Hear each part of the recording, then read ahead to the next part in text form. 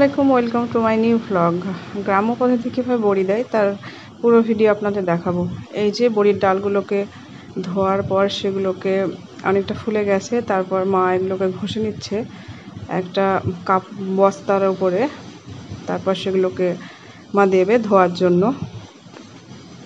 ধোয়ার কাজটা আমি করছিলাম, যেহেতু আমি ধুতে ভালো পারি, তাই এখানে এই যে আমি ধুতে স্টার্ট করে দিলাম। আর দেখুন, পানি দিয়ে সুন্দরভাবে ধুয়ে নেব। এই যে ওপরের খোসাগুলোকে এগুলোকে ফেলে দেব। তারপর ধোয়ার পরে এই যে সাদা হয়ে গেছে, এই পর্যায়ে চলে আসছে। কয়েকটা খোসা আছে, তারপর বেশ খানিক্ষণ ধুয়ে নেব।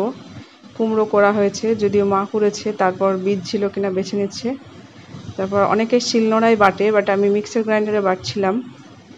এই যে বাটার এই পর্যায়ে এসছে, সুন্দরভাবে বেটে নিয়েছি মিক্সিতে।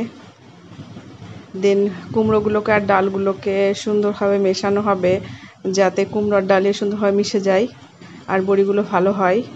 সেই জন্য এটা আমি মেশাচ্ছিলাম, মাকে হেল্প করি আমি। এই আগেরটা মেশানো হয়ে গেছে, আর এটা ছোট বড়ি দেওয়ার জন্য। এই যে পরের দিন সকালে স্টার্ট হয়ে গেছে বড়ি দেওয়া। মা ভালো করে ফেটিয়ে নিচ্ছে। ভালো করে ফেটালে বড়িগুলো ভালো হয়, খেতেও ভালো লাগে। সুন্দর করে ফেটিয়ে নিচ্ছে মা। এরপর বড়িগুলো বসাবে।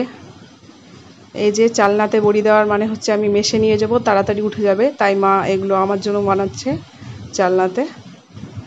এগুলো খুব তাড়াতাড়ি রোদে শুকিয়ে যায়, ওই জন্য মা ফার্স্টে এটাতে দিচ্ছে।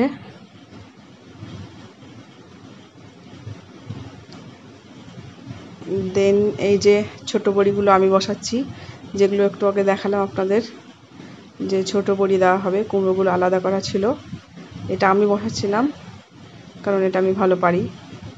এই যে কত সুন্দর হয়েছে বড়িগুলো, দেখুন। এগুলো মিক্স তরকারির সঙ্গে খেতে ভালো লাগে। দেন চালনার পরে মা এই যে বসাতে স্টার্ট করে দিয়েছে। শুধু মা ছিল না, গ্রাম্য পদ্ধতিতে বড়ি দেওয়াতে খুব কঠিন কাজ, সেহেতু আমার পাশের একটা ভাবিও ছিল, যিনি আমাদের হেল্প করছিলেন। এই যে